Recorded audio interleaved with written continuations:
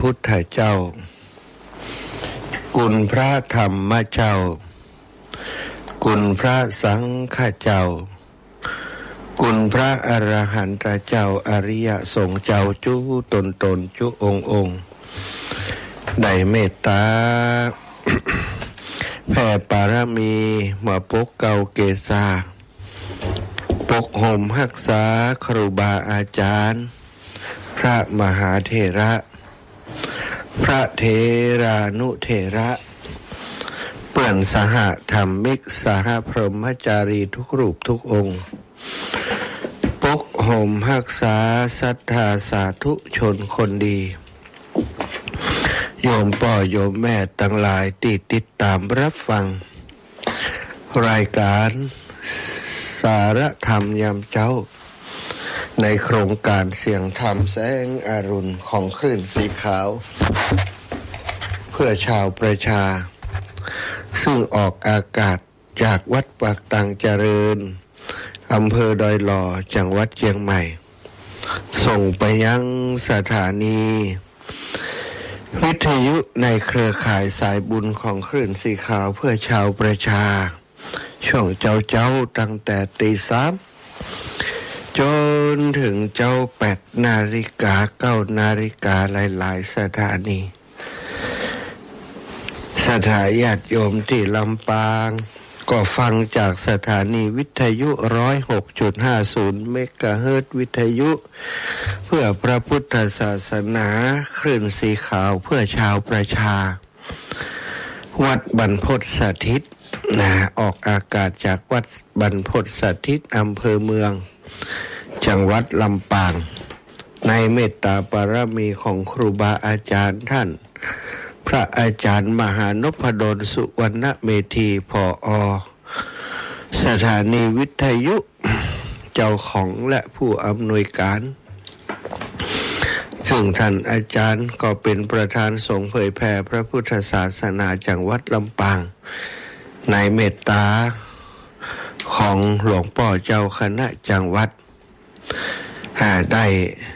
เมตตามอบหมายภาระธุระในการเผยแผ่พระพุทธศาสนาให้กับท่านอาจารย์ได้ดูแลเป็นเวลาหลายปีมาแล้วศรัทธาญาติโยมแล้วก็ท่านอาจารย์ก็ได้มีเป็นพระสังฆาธิการต้อยเป็นเจ้าคณะอำเภอวังเหนือและเป็นผู้อำนวยการวิทยาลัยสงฆ์นครลำปางต้อยชีวิตของท่านอาจารย์อยู่กับหน้าที่การงานและความเสียสละท่านอาจารย์เป็นผู้มีวิสัยทัศน์ที่ดีที่กว้างไกลได้ตั้งสถานีขึ้นมาเพื่อประโยชน์ในการเผยแผ่พระพุทธศาสนาคือคนตัดศรัทธาท่านเจ้าทั้งหลายมีสถานีวิทยุที่เป็นสถานีธรรมะของจังหวัดลำปางของเฮาออกอากาศทุกวันเป็นเวลาหลายเดือนมาแล้วตั้งแต่เดือนมีนาก่อนหน้านั้นเดือนกุมภาก็ทดลองออกอากาศเดือนมีนานี้ออกอากาศเป็นทางการจนถึงปัจจุบันนี้นี่ก็คือสถานีวิทยุ 106.50 เมกะเฮิรตซ์จังหวัดลำปางตั้งเชียงใหม่ตั้งหลายๆพื้นที่ก็เป็นสถานีในเครือข่ายที่สถานีวิทยุสาธารณะพ่องสถานีวิทยุเพื่อธุรกิจพ่องเปิดมอบเวลามาให้กับครูบาอาจารย์ได้บริหารจัดการนำธรรมะมาเผยแผ่ในโครงการ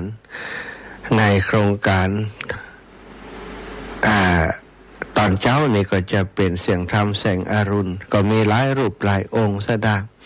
ได้มาพลัดเวียนเปลี่ยนกันมาจัดรายการในพื้นที่ตรงนี้อาตมาภาพพระมหาสมชาติชาตปัญโยนั้นได้รับโอกาสทุกวันจันทร์ตี 3 ถึงตี 5ก็ปฏิบัติหน้าที่ทำหน้าที่แม้จะเป็นเวลาที่บางทีก็ทำงานเหนื่อยในกลางวันกลางคืนวันอาทิตย์นี่ต้องเตรียมตัวละ จะมารับพักผ่อนให้สบายจนถึงตี 4 ตี 5พุ่นก็บ่ได้ต้องตื่นตี 2ไป ตุกมาเตรียมเนื้อเตรียมตัวเพื่อจะจัดรายการเฮือสถายปล่อยแม่ได้ติดตามรับฟังก็ยินดีต้อนรับทุกคนเข้าสู่รายการเช้าวันนี้เนาะรายงานตัวเรียบร้อยขอความสุขความสัสดีจงมีแก่ศรัทธาสาธุชนคนดีทุกคนทุกท่านพี่น้องทุกติทุกแห่งโยมแม่โยมปอดทั้งหลายทุกติทุกแห่งติฟังรายการอยู่เฮือใดอยู่ดีมีสุขนะสิ่งใดติบ่สบายอกสบายใจฟังธรรมะแล้วได้มาปรับปรุงเปลี่ยนแปลงตัวเองขจัดปัดเป่าอันตรายสิ่งที่บดีบัดสบายอกสบายใจเฮือได้ผ่อนหายไม่แควนไป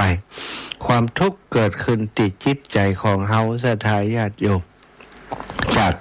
การกระทบกับสิ่งต่างๆที่เฮาว่าคนนั้นคนนี้มาเนี่ยฮือเฮาทำฮือเฮานั้นจริงๆแล้วเป็นสิ่งที่มันเกิดขึ้นในใจเฮาเนาะซึ่งสิ่งต่างๆนั้นเป็นภายนอกมากระทบนะเฮาบ่ไปยึดมั่นถือมั่นบ่ไปถือไปตื้อบ่เอามาเป็นอารมณ์ความทุกข์ก็เข้ามาสู่ใจเฮาบ่ได้แต่ปัญหาก็คือตัวเฮานั่นแหละที่ไปนำข้าศึกที่อยู่ตั้งนอกเข้ามาในหัวใจมาเป็นความทุกข์ให้กับใจตัวเองใจตัวเก่าศรัทธาปบปะกันแล้วตอนเจ้านี้ก็จะปาศรัทธาญาติโยมไหว้พระสวดมนต์ก่อนที่จะนำสาระธรรมเรื่องราวต่างๆมาสนทนามามาจ้ากันตามเวลาที่ได้รับมอบหมายกราบพระพร้อมกันกราบ1พุทโธเมนาโธกราบ2ธัมโมเมนาโธกราบ3สังโฆเมนาโธอิมินาสกาเรนะพุทธังอภิปูชยามิอิมินาสกาเรนะธัมมังอภิปูชยามิอิมินาสกาเรนะสังฆังอภิปูชยามิอะระหังสัมมาสัมพุทโธภะคะวาพุทธังภะคะวันตังอภิวาเทมิกราบสวากขาโตภะคะวะตาธัมโมธัมมังนะมัสสามิกราบสุปฏิปันโนภะคะวะโตสาวกสังโฆสังฆังนะมามิกราบนะโมตัสสะภะคะวะโตอะระหะโตสัมมาสัมพุทธัสสะนะโมตัสสะภะคะวะโตอะระหะโตสัมมาสัมพุทธัสสะนะโมตัสสะภะคะวะโตอะระหะโตสัมมาสัมพุทธัสสะพุทธังสรณังกัจฉามิธัมมังสรณังกัจฉามิสังฆังสรณังกัจฉามิตุติยัมปิพุทธังสรณังกัจฉามิตุติยัมปิธัมมังสรณังกัจฉามิตุติยัมปิสังฆังสรณังกัจฉามิตาติยัมปิพุทธังสรณังกัจฉามิตาติยัมปิธัมมังสรณังกัจฉามิตาติยัมปิสังฆังสรณังกัจฉามิอิติปิโสภะคะวะอะระหังสัมมาสัมพุทโธ วิชชาจารณะสัมปันโนสุขาโตโลกาวิทูอนุตตโรปุริสธรรมสารทิสัทธาเทวมนุษสานังพุทโธภาคาวาติสวาคาโตภาคาวาตาธัมโมสันทิฏฐิโกอากาลิโกเอหิปัสสิโกโอปานายิโกปัจจัตตังเวทิตาโพวินยู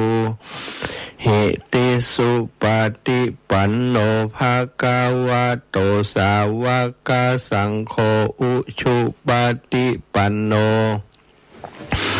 ภะคะวะโตสาวกสังโฆยายะปฏิปันโนภะคะวะโตสาวกสังโฆสามิจิปฏิปันโนภะคะวะโตสาวกสังโฆยะทิทางจัตตาริปุริสายุขานิอัฏฐาปุริสาปุคลาเอสัพพะคะวะโตสาวกสังโฆอาหุนายโยปาหุนายโย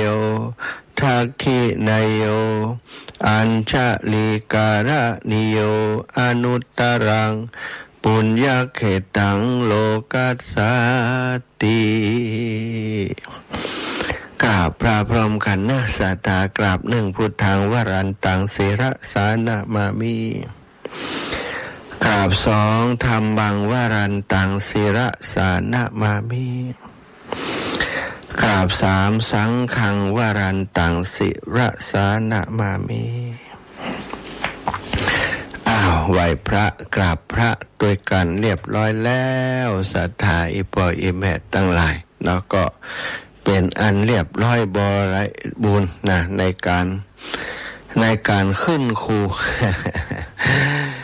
นักมวยจะขึ้นเวทีเปิ่นก็ขึ้นเปิ่นก็ไหว้ครูก่อนนะเอาก่อนที่จะทำคุณงามความดีสนทนาธรรมอุจาเรื่องราวดีๆในพระพุทธศาสนาที่เป็นเพื่อประโยชน์เกื้อกูลแก่คนและเทวดาตั้งหลายก็จะต้องทำสิ่งที่สำคัญที่สุดก่อนนะสาธยายมนต์สวดมนต์นะระลึกถึงคุณพระพุทธพระธรรมพระสงฆ์นะไหว้พระสวดมนต์นี่ก็คือระลึกถึงคุณของพระองค์บทสวดบทสาธยายนะที่นำมาสวดนั้นก็เป็นบทสรรเสริญพุทธคุณธรรมคุณสังฆคุณเนาะสัทธาวันนี้เช้านี้นะก่อนที่เจ้าก็จะได้นำทำปืนเมืองนะมาเทศมาเสนอให้ศรัทธาญาติโยมได้ติดตามได้รับฟังนะเป็นพอดีได้ไปที่วัดอัมพวันเมื่อแล้วนะศรัทธาได้ทำมาผูกหนึ่งเป็นธรรมที่มีประโยชน์เนาะเป็นธรรมที่เปิ่นนิยมนำมาเทศในงานต่างๆนะก็เลยว่าก็ดีได้นำมาเทศมาโปรดศรัทธาญาติโยมอีปอยอีแม่ได้สดับรับฟังวันนี้เอาทำกรรมวาจานะกรรมวาจามาเทศให้ฟังเนอะศรัทธากรรมวาจาก็เป็นธรรมที่พระกรรมวาจาจารย์นี่นะเนาะเป็นนิยมเอามาเทศเพื่อจะเป็นอานิสงส์เป็นมงคลนะความจริงก็เป็นเรื่องที่เปิ้นเวลาจะบวชพระกรรมวาจาจารย์เปิ้นสวดบทนะที่มีในกรรมเทศเนี่ยนะเดี๋ยวจะเทศให้ศรัทธาอีพ่ออีแม่ได้สดับรับฟังกันเนอะนะนะโมตัสสะภะคะวะโตอะระหะโตสัมมาสัมพุทธัสสะนะโมตัสสะภะคะวะโตอะระหะโตสัมมาสัมพุทธัสสะนะโมตัส ตัสสะภะคะวะโตอะระหะโตสัมมาสัมพุทธัสสะปะทะมังอุปัชชังกะหะเปตะโพอุปัชชังกะหะเปตัวปัตตะจิวะรังอาจิคิตัปปังอายันโต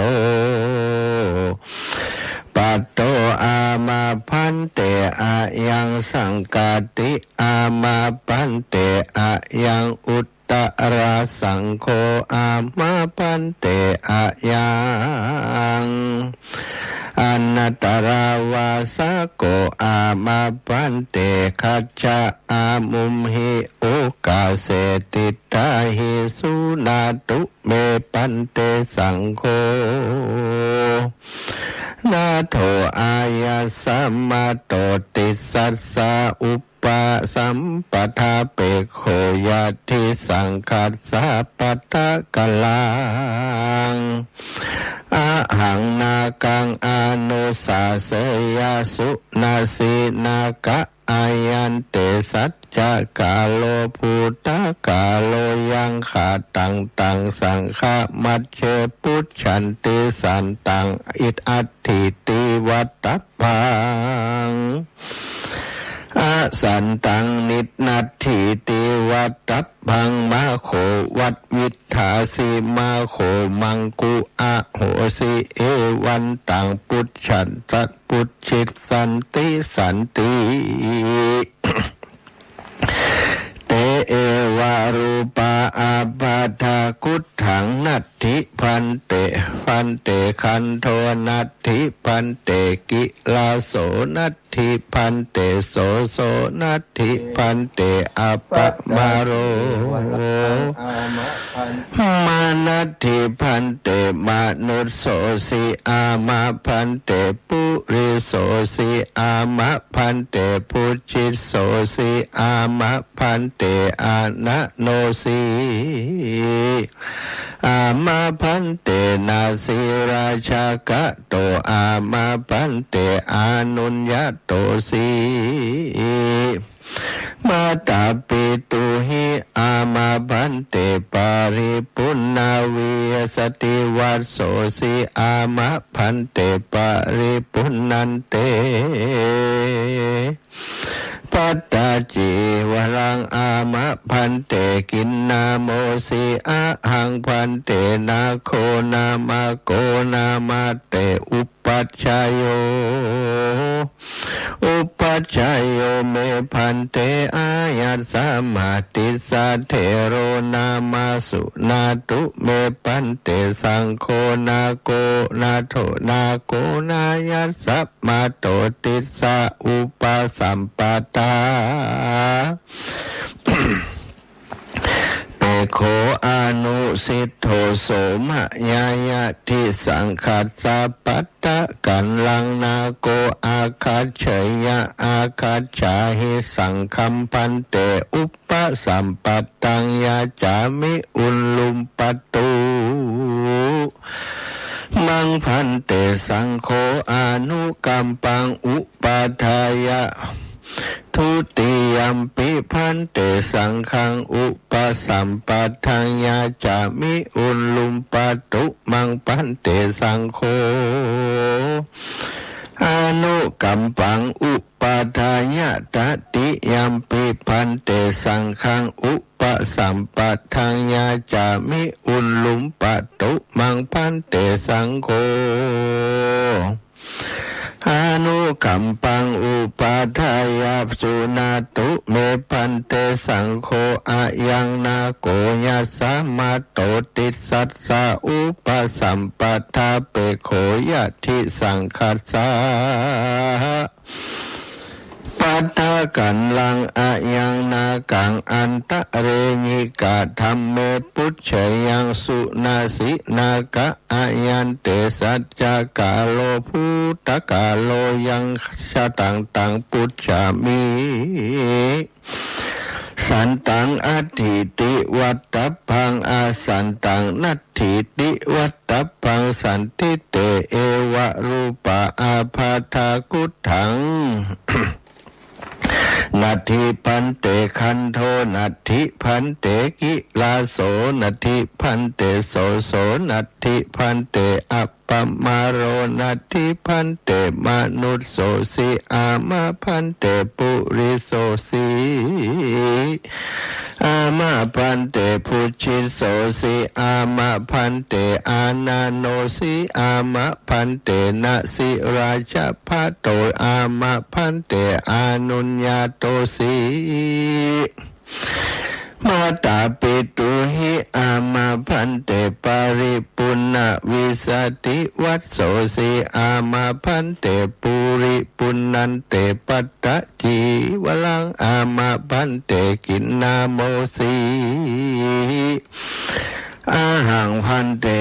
อนาโกนามะโกนามะเตอุปัชฌายโยอุปัชฌายโยเมพันเตอายัสสะมาติสะเทโรนามา สุวานาตุเมพันเตสังโฆอายังนาโกยัสสะมาโตติสัสสะอุปสัมปทาเปโขปาริสุตโตอันตารายิเกธัมเมหิปาริปุณัสสาปัตตะกันลังจีวัตตาจีวารังอานาโกสังคัสสะอุปสังขังอุปสัมปทังยาจติอายัสสะมาตาติเสนะอุปัชฌัยเยนะญาทิสังคัสสะปัตตะกันลังสังขังอาสังโฆนากังอุปสัมปทายาอายัสสะมาตาติเสนา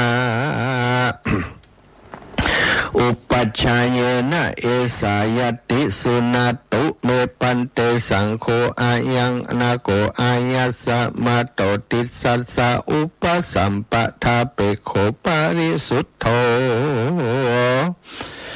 อันตารายิเกหิธัมเมหิปาริปุณัสสะปัตตาจีวลังนาโกสังฆังอุปสัมปทังยาจติอายัสสะมาตาติเสนะอุปัชฌายเยนะสังโฆนากังอาอุปสัมปทา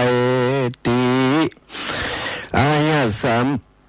มาตาติเสนะอุปัชฌายเยนะยัสสายัสสะมาโตคัมมตินากัสสะอุปสัมปทาอายัสสะมาตาติเสนะอุปัชฌายเยนะโสตุนหัสสะยัสสะนะคัมมติโสภาสยตุติยัมปิเอตะมัตถังวัฏามิสุนาตุเมพันเตสังโฆอะยังนาโกยัญญัสสะมาโตติสัสสะอุปสัมปทาเปโขปลิสุทโธอันตรายิเกหิธัมเมหิปาริปุณัสสะปัตตะจีวลังนาโกสังฆังอุปสัมปทังยาจติอายัสสะมาตาติเสนะอุปัชฌายเยนะสังโฆนากังอุปสัมปเทติอายัสสะมาตาติเสนะอุปัชฌายเยนะยัสสายัสสะมาโตคามตินากัสสะอุปสัมปทาอายัสสะมาตาติเสนะอุปัชฌายเยนะโสตุนหัสสะยัสสะนะคามติโสภาสยตุติยัมปิเอตัมมัทถังวัฏามิสุนาตุเมพันเตเตสังโฆอายังนาโกยัสสะมาโตติสัสสะอุปสัมปทาเปโขปริสุทโธอันตรายาเกหิธัมเมหิปริปุณัสสะปัตตะจีวลังนาโกสังฆังอุปสัมปทังยาจติอายัสสะมาตาติเสนะอุปัชฌายเยนะสังโฆนากังอุปสัมปเทติอายัสสะมาตาติเสนะอุปัชฌายเยนะยัสสายัสสะมัตโตขะมตินากัสสะ อุปสัมปทาอายัสสมตาติเสนะอุปชัยเยนะโสตุนหัสสะยัสสะนาคามติโสภาสยะอุปสัมปนังสังเกนาสังเคนะนาโถอายัสสมตาติเสนะอุปชัยเยนะคามติสังคัสสะตัสสมาตุนหิเอวะเมตังทารยามิกรรมวาจานิทิตาขิยาอันกล่าวยังกรรมวาจาก็บังคมสมเลศสัทธาทำกรรมวาจาก็เป็นอีกธรรมหนึ่งถือว่าเป็นธรรมอานิสงส์เนาะเป็นนิยมเอามาเทศบางจากก็เทศให้คนเจ็บเป็นเย็นอุ่นคนป่วยเนี่ยได้ฟังได้เป็นอานิสงส์ขจัดปัดเป่าขจัดปัดเป่าพยันอันตรายโรคภัยไข้เจ็บต่างๆออกจากผู้ป่วยถือว่าได้บวชแล้วอินะทำกรรมวาจาเนาะสัทธาความจริงคำกรรมวาจานี่เป็นบทสวดของพระกรรมวาจาเวลาที่มีกุลบุตรเปิ่นไปอุปสมบทไปบวชในพุทธศาสนานั้นนอกจากมีพระอุปัชฌาย์แล้วมีคนบวชคนไปขอบวชมีพระอุปัชฌาย์กรรมวาจาก็มีพระอนุสาวนาจารย์ผู้เป็นอนุศาสตร์ผู้สอนพระกรรมวาจาสถานนี้จะต้องมีเนาะจะต้องมีถ้ามีก็บวชได้นี่การบวชในพุทธศาสนามีที่มาในพระพุทธศาสนาการบรรพชานี่ก็คือบวชสามเณรอุปสมบทการบวชเป็นตุเจ้าเป็นตุเจ้าเป็นพระสงฆ์องค์สังฆเจ้าที่มาก็มีที่มาจากการที่พระพุทธเจ้าของเฮาเมื่อเป็นเจ้าชายสิทธัตถะทรงออกผนวดออกบวชเพื่อแสวงหาต่างพ้นทุกข์โดยเริ่มจากการบวชนี้จะเริ่มจากพระพุทธเจ้าเมื่อพระองค์ตรัสรู้แล้วมีคนอยากจะปฏิบัติตามพระองค์เป็นสาวกปฏิบัติตามพระองค์ก็บอกว่าถ้าจะปฏิบัติตามเฮาจะถือเพศสมณะอย่างเฮาก็จงบวชมาเถิด เรียกว่าประธานการบวชแบบปากต่อปากโดยพระองค์เองก็บอกง่ายๆเลยเธอจงเป็นภิกษุมาเถิดทำอันเราตรัสไว้ดีแล้วเธอจงเป็นภิกษุมาเถิดสัตตะเพื่อกระทำที่สุดแห่งกองทุกข์ทั้งสิ้นนี้เถิดอย่างบอกอย่างประธานการบวชคือปัญจวัคคีย์พระอัญญาโกฏัญญะได้รับการประทานการบวชการบวชก่อนก็ใช้พระวาจาเปล่งพระวาจาอย่างนี้เธอจงภิกษุมาเป็นภิกษุมาเถิดนี่เรียกว่าเอหิภิกขุอุปสัมปทาก็คือพระพุทธเจ้าทรงประทานการบวชโดยพระองค์เองผู้ที่บวชเป็นกลุ่มแรกคณะแรกก็ปัญจวัคคีย์ทั้ง5เป็นกลุ่มแรกเพื่อให้เข้ามาศึกษาธรรมะที่พระองค์ได้ค้นพบให้คน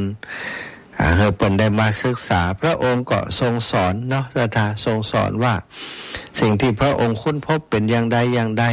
มันมีลักษณะเป็นอย่างใดให้ศึกษาให้ปฏิบัติตามเมื่อศึกษาปฏิบัติตามก็ได้ขจัดขัดเกลากิเลสออกจากจิตจากใจได้แล้วก็บรรลุเป็นพระอรหันต์เข้าถึงความเป็นพุทธะก็คือตรัสรู้เหมือนกันกับพระพุทธเจ้าแต่ว่าพระอรหันต์ที่บรรลุตามนั้นส่วนใหญ่บ่ได้ใจคำว่าตรัสรู้สัตตะถ้าตรัสรู้นี่มีพระพุทธเจ้าพระองค์เดียวรู้ชอบด้วยได้ด้วยพระองค์เองแต่ก็อนุโลมเข้าเพราะว่ามันเข้าไปสู่ภาวะเดียวกัน เหมือนกับการตรัสรู้นั่นแหละคือนิพพานรู้ตามความเป็นจริงว่าสิ่งนี้เพราะมีสิ่งนี้จึงมีเพราะสิ่งนี้เกิดสิ่งนี้จึงเกิดเนี่ยตามอีกฎของอิทัปปัจจยตาที่มาของวิวัฒนาการบวชจุดเริ่มต้นก็เจ้าชายสิทธัตถะทรงเห็นเทวทูตทั้งสี่นี่เทวทูตทั้งสี่ก็เกิดแก่เจ็บตายทำให้ขันความบาจีรังยั่งยืนของชีวิตจึงสละกรรมสุขทั้งหลายแสวงหาโมกขธรรมทำอันเป็นสิ่งที่จะทำให้หลุดพ้นจาก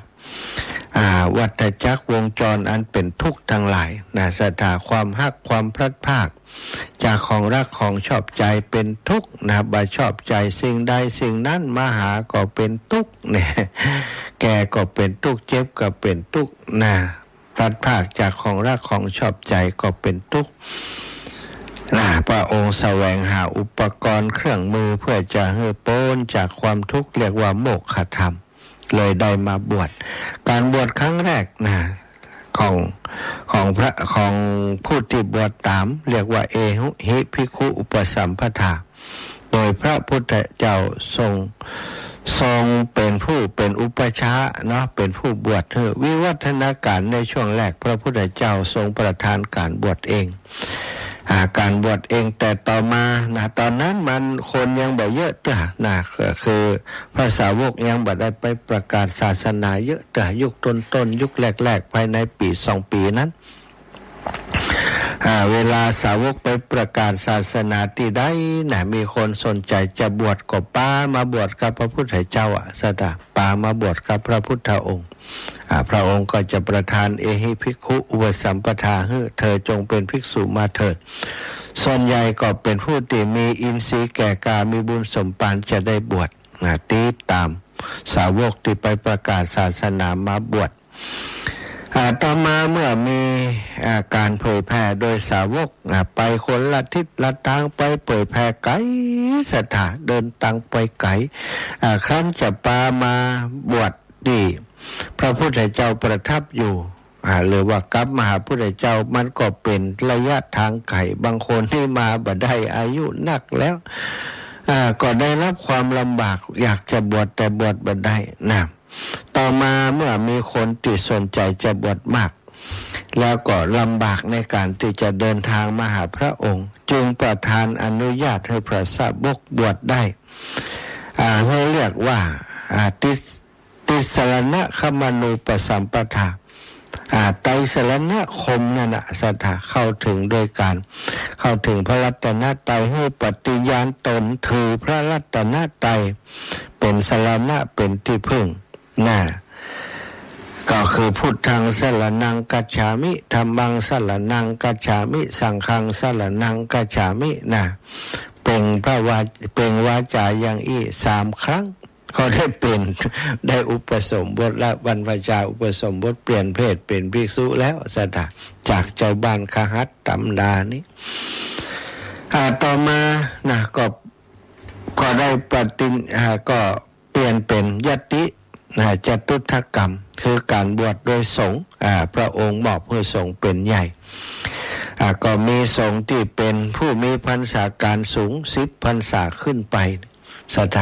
สามารถอุปสมบทให้กุลบุตรกุลธิดาผู้สนใจได้ซึ่งปัจจุบันก็มีกฎหมายมีระเบียบคณะสงฆ์มากำกับแห่งถึงจะ10พรรษาแต่ว่าบ่มีความรู้บ่มีความสามารถบ่ได้รับการแต่งตั้งจากพระเจ้าคณะปกครองกายอย่างกายนี่บ่ได้สอบบ่ได้ผ่านการสอบอุปชาต้องมีการสอบอุปชาสอบกรรมวาจาจารย์อนุสาวนาจารย์เนี่ยสถานต้องสอบต้องอย่างที่บทสวดตะกี้เนี่ยต้องได้ต้องแม่นถ้าบ่ได้ก็คือบวชเป็นอุปชาเป็นอนุสาวนาจารย์เป็นคู่สวดบ่ได้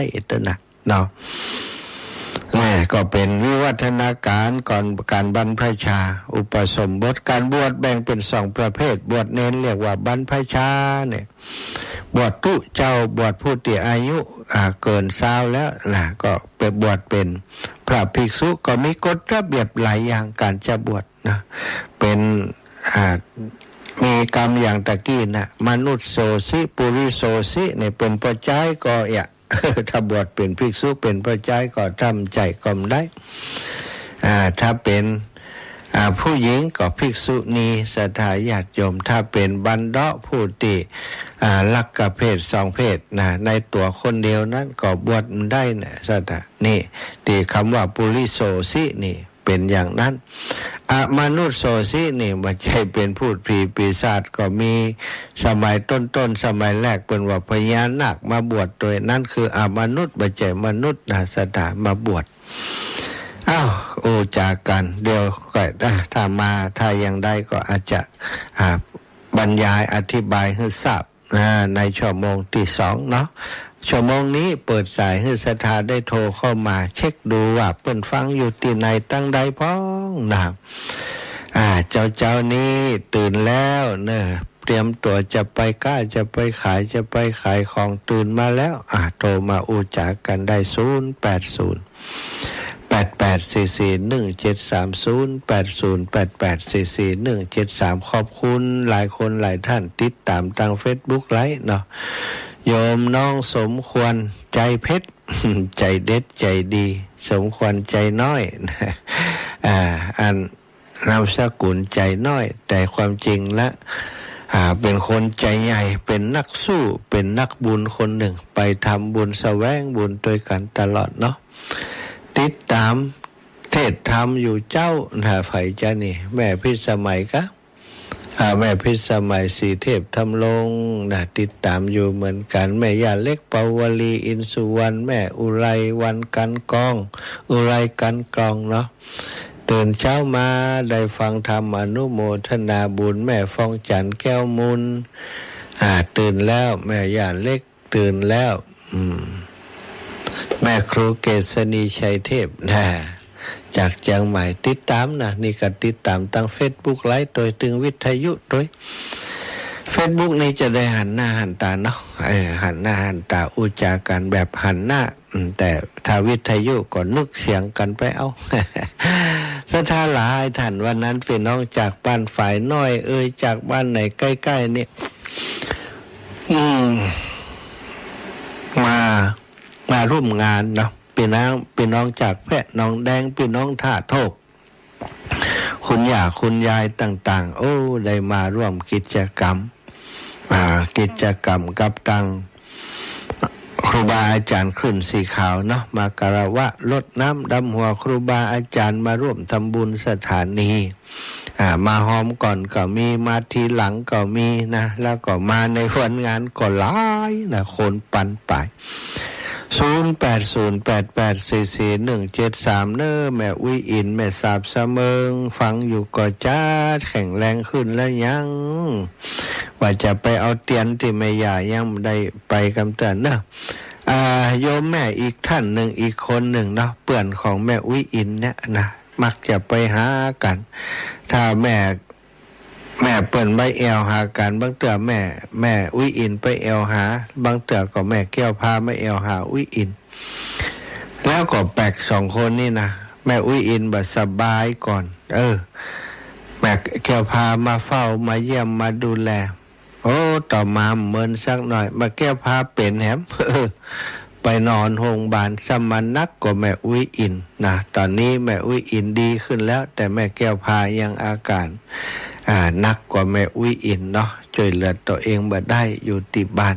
จีแม่สาบเสมอก็จะไปแอวหาทั้งสองท่านนั่นแหละหาโอกาสหาเวลาครูบาอาจารย์ก็จวนกันอยู่เนาะว่าจะไปแอวเสมอสักวันนี่ก็เป็นแฟนได้การที่บัดสบายบัดได้ทอดทิ้งกันศรัทธาญาติโยมไปแอวไปแวะไปเยี่ยมไปเยียนกันถามข่าวทุกสุขกันตลอดเจริญปอนแม่ย่าน้อยอุตุดีเจ้าแม่ฟังอยู่แม่ไปผักตัวจดหมนตัวเจ้า ตื่นเช้าเวลากับตื่นลูกแม่นะ เป็นปกติเนาะสัตว์ทุกเจ้าปกติเจ้า บุญฮักษาอีแม่เด้อ สาธุ แม่น้อย เจ้า อิติมีอันนี้สวดมนต์ทุกวันไปวัดไปวัดสวดมนต์ที่วัดทุกเย็นนะแล้วก็ตอนเช้าตื่นมาก็สวดมนต์โดยเวลาอาตมาจัดรายการตอนมื้อแลงอีแม่ก็สวดมนต์โดยโอ้ป่อนานบุญทาแม่ทะพยายามติดต่อมาเอาติดต่อมาใหม่นะป่อนานบุญทาบุญทาเป็นน้องจากแม่ทะเนาะโทรมาได้ติดต่อมาแห่ใหม่เนอะโยมป่อนเนอะป่อนานบุญทาจากแม่ทะศรัทธาญาติโยมหลายคนหลายท่านที่ฮู้จักกันอาตมาฮู้จักเปิ้นใหม่นะแต่ว่าเปิ้นฮู้จักอาตมาเมินละ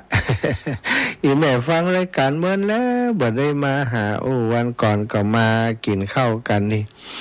พี่น้องตังแพะน้องแดงนะแม่วินแม่วานก็อย่างเนาะชื่อเปิ้นเหมือนกันเป็นพี่กับน้องอยู่สุขสบายแล้วลูกหลานใหญ่หน้ากาบานได้ทำการทำงานมีลูกเต็มบ้านมีหลานเต็มเมืองชีวิตสุขสบายตามอัตภาพแล้วก็ได้มาทำบุญที่นี่เนาะแม่ทองวินทองวานหรืออะไรอย่างนี้นะจำเพิ่นมาได้นะมาแล้วสาวดอยสะเก็ดเจริญปอนเจ้าแม่ฟังดังเจ้าแล้วเจ้าแล้วเนาะดีแล้วจ้ะแม่ไฟมันยังมีสองหน้าลูกสาววันใดเหรอ14ก็แม่เดือนนี้ก็เดือนเดือนไหนเดือนหน้ากะพฤษภาก็มิถุนามิถุนาเดือนนี้เดือนเมษาพฤษภาเนาะเดือนพฤษภา เดือนนี้เดือนพฤษภาเดือนหน้าไหมจ้ะวันนี้ตุ้งลุงแดงเมื่อไหร่มาทำบุญบ้านใหม่ปังกับแปงรถตุ้งลุงแดงจะไปบ้านใหม่ปังกับแปงเนาะดีแล้วเนอะเป่าถวายความเคารพตุ้งลุงจิมสัตว์ตุเจ้าแม่เจริญป้อนตะกี้มันตันเปิดเสียงสายนี้เข้ามาแทรกเหตุก่อนเปิดเสียงก่อนเนอะเนี่ยมันแทรกกันเดี๋ยวก่อนเปิดเสียงก่อนอีกใบคำนวณเดี๋ยวก็โทรมาเจริญป้อนค่ะจากไหน จากเมทะไผนี่แม่สีกะบ้านเนี่ยปาตันเนี่ยกะเจ้าแม่สีแม่สีวันแม่แก้วแม่ก็แม่พายกะแม่แห่งคนน่ะเจ้าเป็นฟังตลอดยายฟังตลอดเนาะได้ไม่เอวแล้วเนาะไม่เอวหาแล้วเนาะวันนี้เลยดูลงดูเอาวันดีก็ฟังไปเจ้าขอบคุณแม่สีฟังจะคืนก็ฟังทู่ชามตัวนั่นน่ะได้จะโทรไปกับวัดทิศวันฟังวิทยุอย่างนั้นย้ายว่าเปิดว่าฟังกันดีละเนาะอันนี้เนาะขอบคุณแม่ยายเนี่ยแม่ยายสีคนเก่งจ้ามีสาระมีประโยชน์มีปัญญาดีมีประโยชน์แต่ขอบคุณเดี๋ยวจะไปเที่ยวซ่อนก่อนเนอะจะไปบ้านดินดำก่อนแม่คำนวณท่าอยู่พุ่น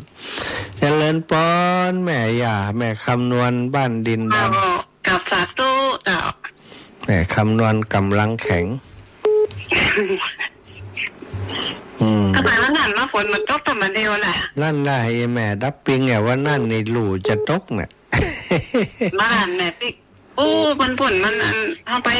ทำบุญมันนั่นนี่บุญใหญ่บุญเหลืองแต่นั่นเนาะเจ้านักศรัทธาก็หลายคนมาหันแล้วก็ปิติใจว่าก็ดีแล้วมันสบายมันฝนมันตกนะติ๊กมาฝนตกแต่ตกว่าตกบ้านตกมากแม่บ้านนี่เนี่ยท่านอาจารย์เสน่ห์กาหลงบ้านกิวบ้านนั่นก็ตกนักเมียศาลาเป็นคิปเปอร์หมดว่ะแต่ตกหนักขนาดบ้านนี้ทำไมทำนักกะหายแซ่บหายแซ่บ เจ้ากับสาตุเลิก บุญรักษาเจ้าแม่ เจ้า แม่น้อยทาอาสาคนขี้เปียนี่ก็ตื่นเจ้าเห็นนี่ขี้เปียเดินโยเดินตะกี้แล้วเจ้าเดินวัดเอาฟังกันนั่นดีแล้วธรรมะเป็นเปลี่ยนเป็นนี่แม่กระโทรไปหาท่านอาจารย์วันนะไซโรก็ดีกะเปิดอ่านออกคืนนะตรงนี้เนี่ยดีกะเจ้าของเขากันหลวงออกเจ้านะก็ปันกันหลายๆสถานีฟังกันไปเนาะกันน่าไปว่ามันอยู่เขาทำอ่ะเอาไปมันอยู่จะอีเลยล่ะเจ้าดีละเนอบุญรักษาแม่เนอเจ้าแม่เครือวันตะกิมตันหับกำเด้อ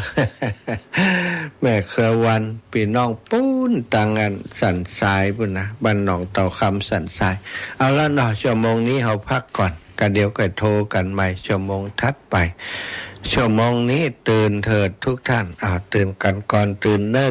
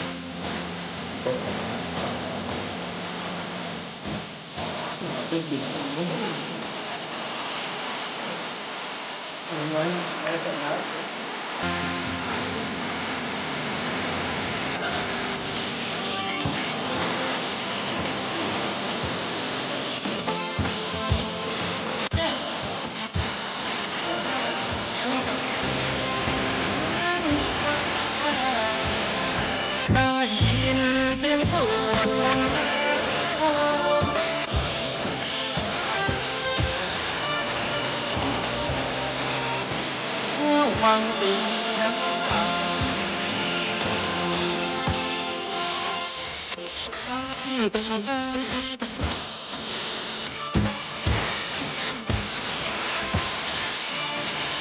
นำมาจาก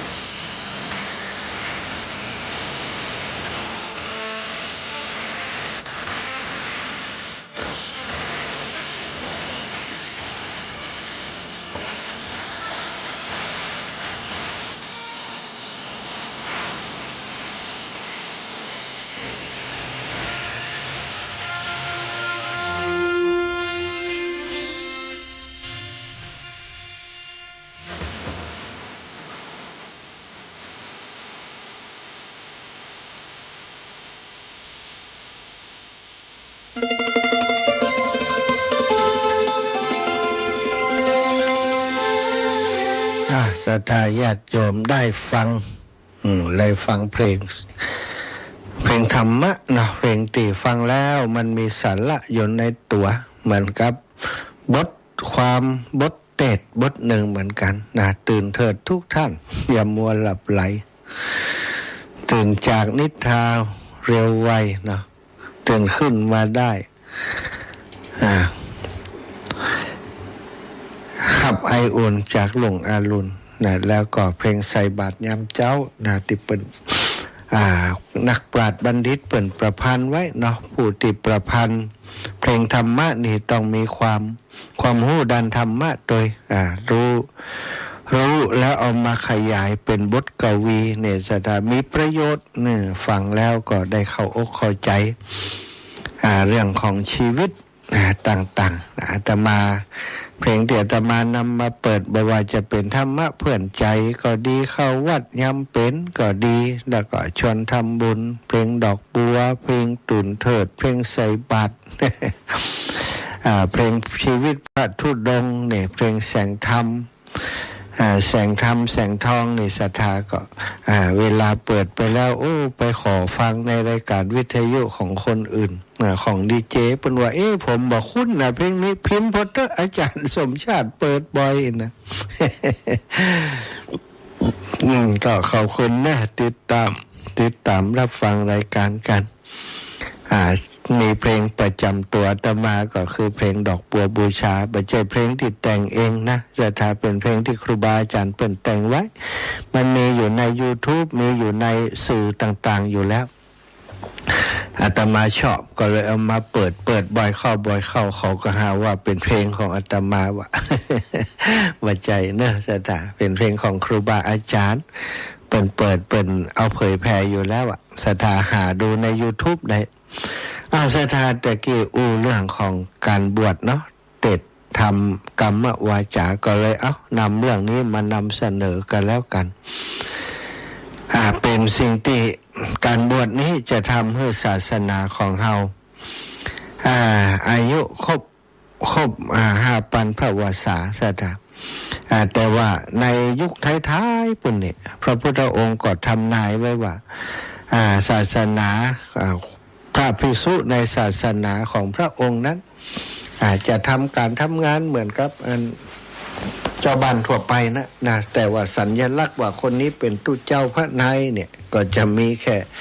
จีวรผืนน้อยๆแปะอกแปะไหล่แปะตีในสักตีหนึ่งเท่านั้นนะบ่ได้เหมือนบ่ได้นุ่งสบงทรงจีวรแบบที่เฮาหันกันทุกวันนี้นะอนาคตไปหน้าพุ่นน่ะก่อนจะสิ้นสุดยุคสุดท้ายนะ ศาสนาของพระองค์จะสิ้นสุดท้ายนั้นคำว่าศาสนาก็คือกรรมสอนนะกรรมสอนระเบียบปฏิบัติศาสนาแต่ละศาสนาพุทธคริสต์อิสลามก็มีคำสอนเป็นของตนมีศาสดามีคำสอนมีสาวกศรัทธามีผู้นับถือศาสนาสาวกก็มีหลายระดับที่อย่างในพุทธศาสนาของเฮาเนาะพุทธศาสนาของเฮาก็มีพระศาสดาก็คือพระสัมมาสัมพุทธเจ้าประวัติของพระองค์ประวัติของพระพุทธเจ้าก็มีที่มาที่ไปสามารถสอบสวนสอบทานได้ที่ประสูติที่ตรัสรู้ที่ปรินิพพานโคตรวงศ์ตระกูลของพระองค์โคตรเงาเหล่ากอเหล่ากอของพระองค์ก็มีบันทึกเป็นหลักฐานอยู่นะสักยะวงศ์ในสมัยนั้นทางประวัติประวัติของพระพุทธองค์พุทธที่เรียกว่าพุทธประวัติอ้างอิงถึงภูมิศาสตร์ประวัติศาสตร์ในยุคนั้นในสมัยนั้นมีศิลาจารึกมีอะไรอย่างเป็นเรื่องเป็นราวเนาะพุทธศาสนา 2,500 ปีมาแล้วศรัทธาอายุของเฮาแต่ละคนบัดถึง100 ปีเรื่องราวของพระพุทธเจ้ามาก่อนเฮาที่จะเกิดนี่นะ 2,500 ปีดูอีปอยอีแม่ประวัติเรื่องราวของพระองค์ยังชัดเจนยังแจ่มแจ้ง อยู่ในจิตใจของชาวพุทธทั้งหลายในฐานะที่พระองค์เป็นพระศาสดาเอกของโลกนะที่ว่าเอกของโลกก็คือเป็นหนึ่งเดียวนะในโลกที่ตรัสรู้อนุตตรสัมมาสัมโพธิญาณด้วยพระองค์เองในภัททกัปนี้ภัททกัปนี่กัปที่เจริญนี่ไม่พระพุทธเจ้า5พระองค์นะสัตตาพระพุทธเจ้าโคตมะของเฮาเป็นองค์ที่4องค์สุดท้ายเป็นพระศรีอริยเมตไตรแต่ว่าพระศรีอานจะอุบัติขึ้นก็ต่อเมื่อศาสนาของพระสมณโคดมของเฮานี่ของพระพุทธเจ้าของเฮาหมดสิ้นไปก่อนหมดสิ้นไปก่อนพระองค์ได้ทรงทำนายไปว่าศาสนาของพระองค์จะอยู่ได้ 5,000 พวสาตอนนี้ 2,500 2,600 ละสัตว์เหลือแฮม2,000ประมาณ 2,000เนาะ2,000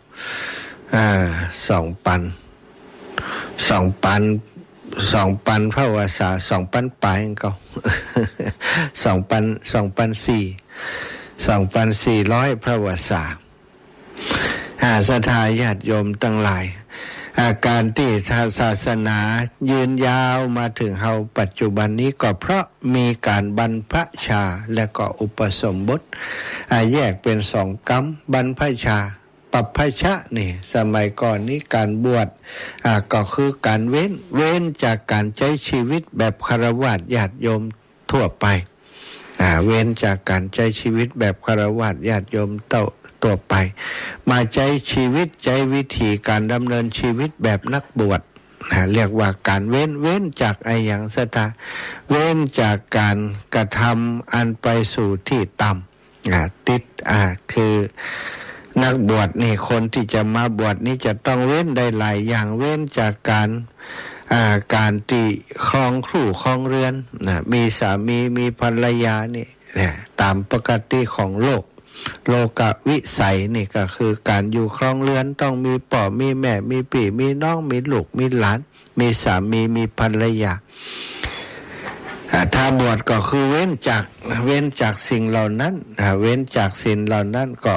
นักบวชก็คือบ่มีครอบครัวในพุทธศาสนานะนักบวชศาสนาอื่นก็อาจจะแล้วแต่เปิ่นอาจจะมีอย่างศาสนาพราหมณ์ก็อย่างกันนี่เปิ่นก็ยังอยู่กับครอบครัวแต่ว่าถ้าบวชในพุทธศาสนาในความหมายของว่าปัปพชะปัปพชะก็คือบรรพชาเนี่ยก็คือหลีกเว้นจากการใช้ชีวิตวิถีชีวิตเดิมๆแบบนั้นมาบวชมาถือพรตนักบวชในพุทธศาสนาในสมัยก่อนพุทธศาสนาก็มีการบวชอยู่แล้วก็ถือลักแบบนี้ศาสนาพราหมณ์เป็นมาบวชถ้ามาบวชแบบ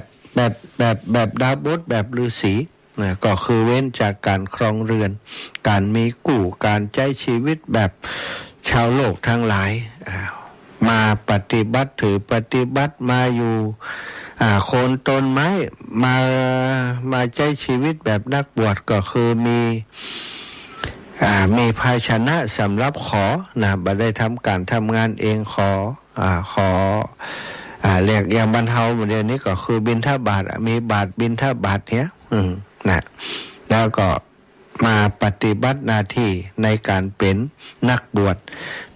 มีหน้าที่อย่างสถานหน้าที่ปฏิบัติขัดเกล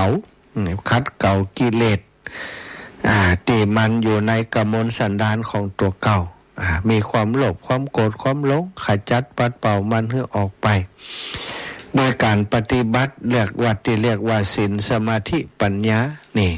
ก็คือเป้าหมายของการบวชก็เพื่อจะขจัดข่มกิเลสที่มีในจิตในใจเฮาปกติโดยปกติแล้วคนสัตว์ทั่วโลกสัตว์โลกทั้งหลายเนาะก็เป็นไปตามวัฏจักรมีการขยายเผ่าพันธุ์มีการสืบพันธุ์มีกินมีกรรมมีเกียรติแต่เข้ามาบวชแล้วละสิ่งเหล่านี้ไปละเรื่องกินแบบ ทั่วไปที่เปิ้นกินการกินตามสนองกิเลสอยากกินหยังก็กินโดยบัญญังอยากก็กินบางเทื่อกินสิ่งมีชีวิตก็ต้องฆ่าต้องฟันต้องอะไรอย่างเปิ้นทำลายชีวิตคนอื่นเพื่อให้ตัวเองได้กินได้มีชีวิตโดยการกินแบบอร่อยแต่มากินแบบตู้เจ้าหรือว่าผู้ติบวชนั้นบ่ได้กินอย่างนั้นเปิ้นเอาอย่างฮื้อก็กินตามติได้มาเป็นอาหารและเวลากินเปิ้นก็จะกินอย่างทั่วไปกินโดยการพิจารณาว่าเฮามีชีวิตเนื่องโดยผู้อื่นเป็นผู้ขอได้อย่างมาก็กินตามนั้นกินอาหารบ่ได้กินเพื่อความอร่อยเกิดกำลังวังชากินเพื่อจะยังอัตภาพเพื่อเป็นไปเพื่อจะให้ได้ปฏิบัติธรรมมานั่งคัดเกลาดูแลจิตใจของตัวเองอันนี้คือการกินก่อนละเรื่องกินที่สะดวกสบายละเรื่องกามการขยายเผ่าพันธุ์การมีความสุขแบบฆราวาสวิสัยต่างๆละมาละโดยการเอาศีลมาเป็นตัวบ่มเพาะตัวกำหนดสถาเวลาเกิดความรู้สึกอย่างนั้นเข้ามาก็ต้องบอกคือตัวเก่าใจอะไรอย่างใจกรรมฐานใจกฎระเบียบบ่ผิดกฎบ่ผิดระเบียบของสงฆ์อย่างในกฎสมัยแรกสมัยต้นนั้นธรรมวินัยบ่มีนักต่อใดนี่ศรัทธาญาติโยมพระพุทธองค์ก็บ่ได้ประกาศวินัยตั้งแต่แรกวินัยบัญญัติ200กว่าข้อนี่บ่ใจว่าโจโลมาก็มีเลยบ่ใจอันศรัทธาญาติโยมกว่าข้อวินัยแต่ละข้อจะเกิดขึ้นนี่อย่างปาราชิก4นี่ฆ่าคนฆ่ามนุษย์นี่ฆ่าบิดามารดานี่เป็นปาราชิกนี่ถือเอาของเขาตั้งแต่1มาซกไป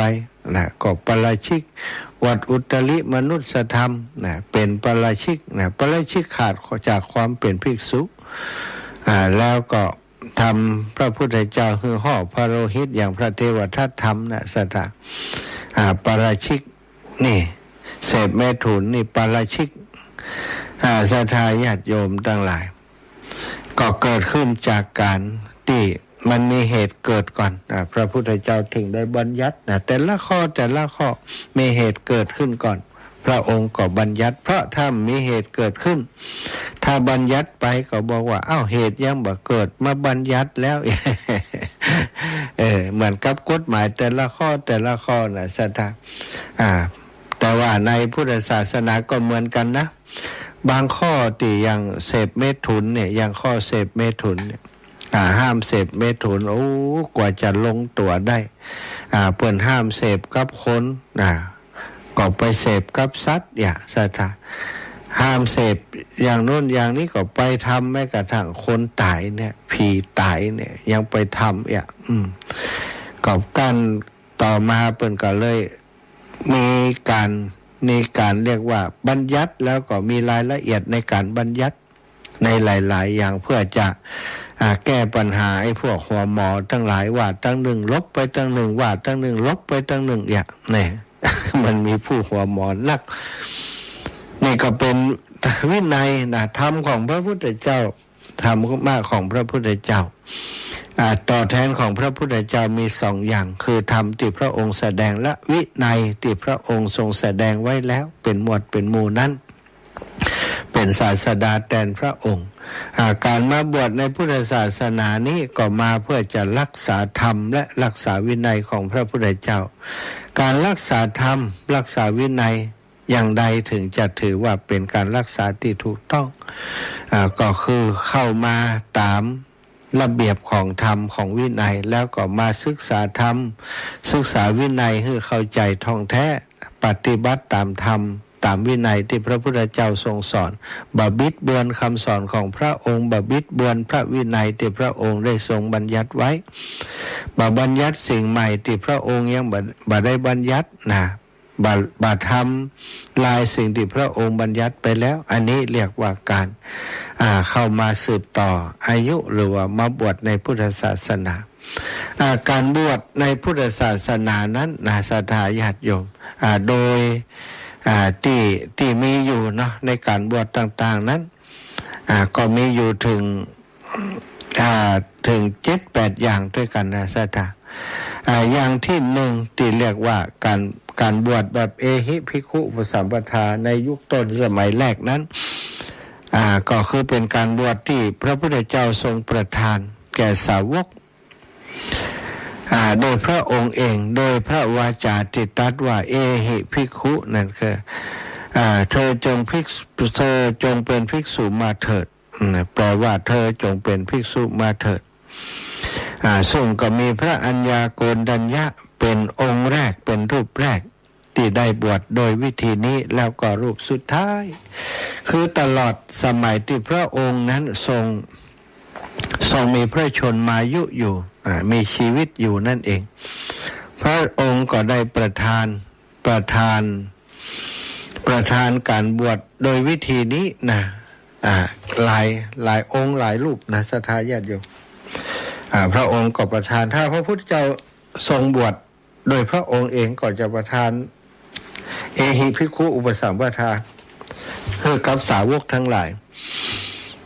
โดยพระวาจาที่ว่าเธอจงเป็นภิกษุมาเถิดนี้จะบ่เหมือนที่พระสาวกบวชพระสาวกบวชจะอย่างใดเดี๋ยวจะอู้กันต่อแต่ถ้าพระพุทธเจ้าทรงประทานการบวชโดยพระองค์เองก็จะตรัสแบบนี้เธอจงเป็นภิกษุมาเถิดทำวินัยอันเรากล่าวได้แล้วเธอจงเป็นภิกษุมาเถิดเข้ามาศึกษารูปแรกคือพระอัญญาโกณฑัญญะรูปสุดท้ายก็คือสุภัททะพระสุภัททะนี่ก็บวชตอนแก่พระเจ้าจะปรินิพพานอยู่หั่นละนะก็เข้าไปขอโอกาสเพื่อจะฟังธรรมพระพุทธเจ้าเข้าไปเพื่อจะฟังธรรมพระพุทธเจ้าเปิ้นห้ามอย่างใดก็ได้พระอานนท์บอกว่าบ่ได้พระพุทธองค์ทรงประชวรนักอยู่ท่านรอโอกาสก่อนบ่ได้ผมบ่รอก็ยิ่งพระองค์จะปรินิพพานแล้วผมจะต้องเข้าพบพระองค์เพื่อใดต่อไปผมจะถามปัญหานี้ที่ไผเล่า ก็ขอยื้อกันอยู่หน้าประตูเสียงดังเสียงดังเข้าไปถึงที่พระแท่นที่พระองค์จะปรินิพพานพระเจ้าก็ตรัสว่านั่นเป็นเสียงไม่ยังเขาเดือดไม่ยังกันภิกษุที่อยู่ใกล้ก็ทูลคือรับทราบว่าพระอานนท์กำลังห้ามสุภัททะปริพาชกติจะเข้ามาถามปัญหาพระองค์พระเจ้าค่ะพระพุทธองค์ก็ตรวจดูแล้วว่าโอ้คนนี้บารมีแก่กล้าแล้วจะเป็นภิกษุองค์สุดท้ายในที่พระองค์จะทรงประทานการบวชโดยเอหิภิกขุอุปสัมปทาก็บอกว่าโอ้บอกอานนท์ปะเพื่อเขาเข้ามาเถิดไม่เป็นไรไม่ได้รบกวนเฮาตถาคตแต่ประการใดนั่นคือภารกิจของเฮาที่จะต้องทำการบวชเป็นครั้งสุดท้ายเป็นรูปสุดท้ายเป็นองค์สุดท้ายคือกับเขาจงปล่อยเข้ามาเถิดก็ปล่อยให้สุภัททะเข้าไปกราบทูลถามปัญหากับพระพุทธเจ้าพระพุทธเจ้าก็วินิจฉัยตามการถามของสุภัททะเดี๋ยวได้เอามาอู้ในวันหลังเนาะองค์สุดท้ายในพุทธศาสนาเมื่อทรงพยากรณ์ปัญหาตอบปัญหาของสุภัททะเรียบร้อยสุภัททะก็มีความเลื่อมใสขจัดปัญหาต่างๆออกจากจิตจากใจได้ประสงค์ที่จะบวชปฏิบัติตามที่พระพุทธองค์ทรงสอนพระพุทธองค์ก็ประทานเอหิภิกขุอุปสัมปทาเมื่อประทานเอหิภิกขุอุปสัมปทาขึ้นแล้วสุภัททะก็หนีไปปฏิบัติเลยนะสัทธาออกไปปฏิบัติเลยขณะที่คนทั้งหลายกำลังคร่ำครวญปริเวทนาต่อการที่พระพุทธองค์จะทรงปรินิพพานสุภัททะปริพาชกหรือว่าสุภัททะภิกขุนั้นไปปฏิบัติไปดูลมหายใจไปทำตามที่พระพุทธเจ้าทรงสอนสมถกรรมฐานวิปัสสนากรรมฐานสุดท้ายได้ตรัสรู้หรือว่าได้เป็นพระอรหันต์ก่อนที่พระพุทธองค์จะนิพพานน นี่ศรัทธาญาติโยม บวชยามแก่แต่ปฏิบัติคัดเก่าจนได้บรรลุเป็นพระอรหันต์องค์สุดท้ายคณะจะปรินิพพานอยู่หันแล้วนี่โอ้ยศรัทธาอีปออีแมททั้งหลายก็อย่างที่พระอานนท์ห้ามนะเนาะพระองค์จะนิพพานอยู่แล้วธรรมวินัยก็ยังอยู่ท่านจะมาถามปัญหาพระสาวกองค์ใดก็ตอบได้ แต่ว่าสุภัททะตึ้มยอมก็เขาจะเข้าหาพระพุทธเจ้าพระองค์จะนิพพานอยู่แล้วยิ่งจะต้องเข้าเฝ้าเพราะว่าเขาตั้งใจแล้วไว้ เถียงอยู่หันเนาะสุดท้ายก็ได้เข้าเฝ้าแล้วก็ได้ทูลถามปัญหาได้รับการตอบปัญหาแล้วก็ได้ประทานการอุปสมบรรพชาอุปสมบทท่านก็ปำเพ็งจนบรรลุนิพพานองค์แรกและองค์สุดท้ายสัทธาองค์แรกพระอัญญาโกณฑัญญะองค์สุดท้ายสุภัททะพระสุภัททะบวชตอนแก่อายุนักแล้วก็ได้บรรลุเหมือนกันศรัทธาญาติโยมทั้งหลายการบวชมีอยู่หลายแบบด้วยกันแต่ละสาวกแต่ละองค์ที่ได้รับการบางรูปแบบก็องค์เดียวนะศรัทธาที่ได้รับการบวชแบบนั้นเอหิภิกขุปสัมปทามีเยอะนะมีเยอะมีหลายรูปหลายองค์ช่วงต้นนี่ส่วนใหญ่จะเกือบทั้งหมดนะอย่างนั้นเวลากัสสปะนาทีกัสสปะขยากัสสปะพร้อมกับบริวาร นี่ก็โดยเอหิภิกขุเหมือนกัน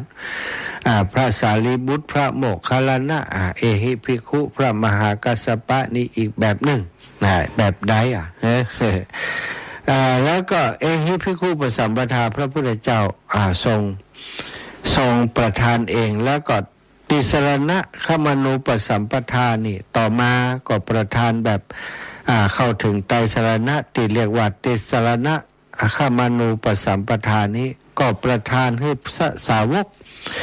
อนุญาตให้สาวกทั้งหลายสามารถบวช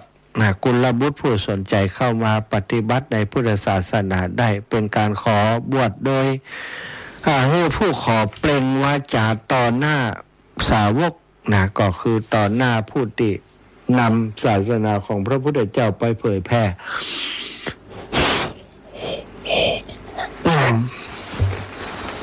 ต่อหน้าสาวกโดยให้กล่าวคำถึงพระรัตนตรัยเป็นที่พึ่ง3 ครั้งปัจจุบันวิธีนี้ใช้ในการบวชสามเณรพุทธังสรณังคัจฉามิธัมมังสรณังคัจฉามิสังฆังสรณังคัจฉามิตุติยัมปิตติยัมปิสรณังคัจฉามิเนี่ยคือการกล่าวถึงพระรัตนตรัยเป็นสรณะก็เป็นภิกษุได้เลยสดา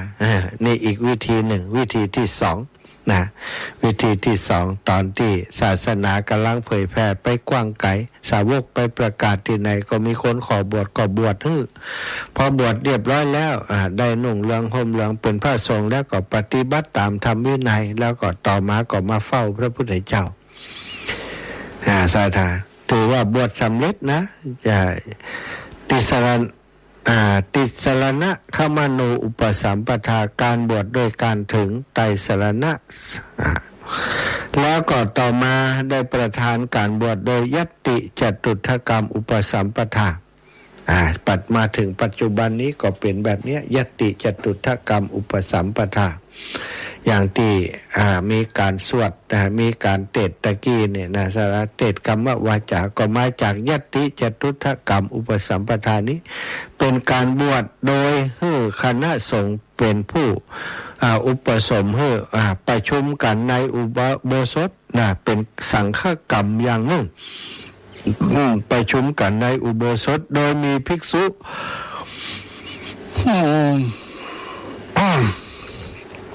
ผู้อาวุโสรูปหนึ่งเป็นประธานอย่างน้อยต้องมีพรรษา10ขึ้นไปสาวหญิงดี30-40ก่อนแล้วแต่เป็นผู้ที่มีความรู้ในธรรมวินัยของพระพุทธเจ้าเป็นที่รับยกย่องของคนทั้งหลายว่าเป็นผู้มีกรรมรู้ก็ได้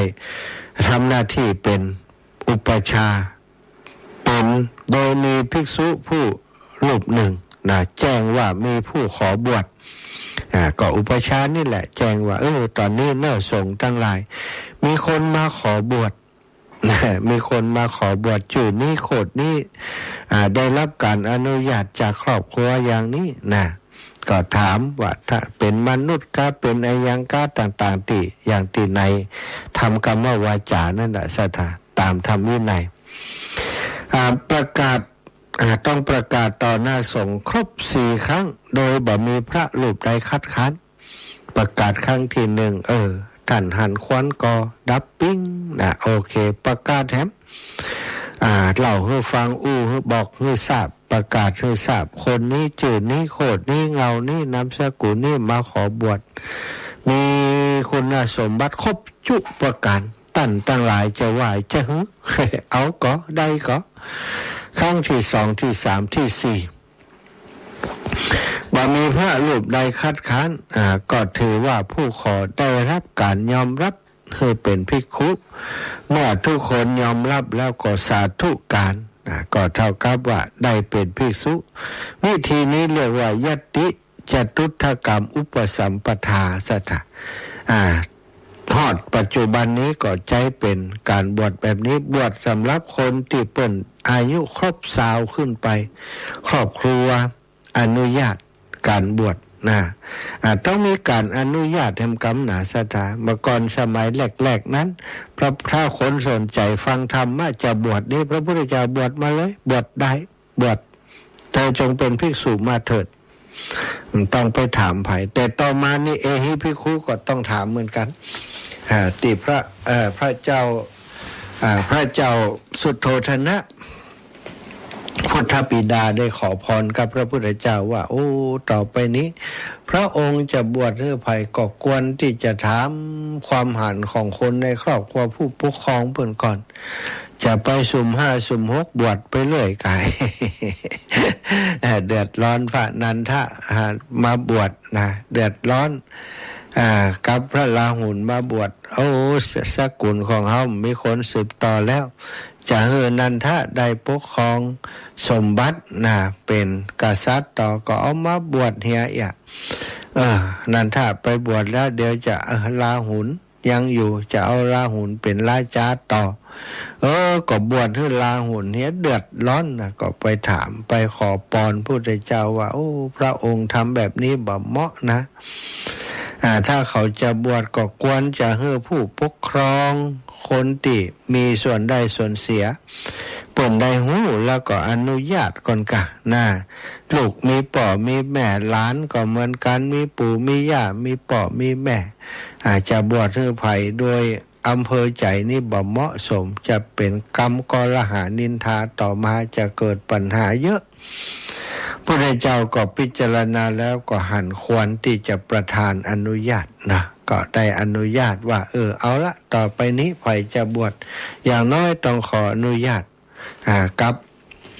ผู้ปกครองก่อนอย่างอีเป็นต้นนี่สัตว์ก็เลยเป็นเหตุให้มาจนถึงปัจจุบันนี้ถ้าจะบวชก็อย่างน้อยพ่อแม่จะต้องได้อนุญาตปาไปมอบตัวกับอุปชาหรือว่าพ่อแม่ตายไปแล้วก็มีลุงป้าน้าอาผู้ปกครองทั้งหลายปาไปเข้าหาอุปชาผู้ที่จะบวชขออนุญาตอุปชาโอเคแล้วบัดเดี๋ยวนี้กฎหมายมันอาศัยกฎหมายของบ้านเมืองตัวคนจะไปบวชประเดี๋ยวนี้อย่างน้อยก็ต้องไปขอใบรับรองจากตั้งตำรวจว่าบ่มีคดีติดตัวบ่มีอย่างติดตัวเป็นผู้บริสุทธิ์อีกก็มีนะสถาตอนนี้การบวชมีระเบียบเข้ามาเพิ่มเติมเข้ามาแหมที่แน่ๆก็ยังอยู่นั่นก็คือต้องได้รับการอนุญาตจากผู้ปกครองคนที่มีเมีย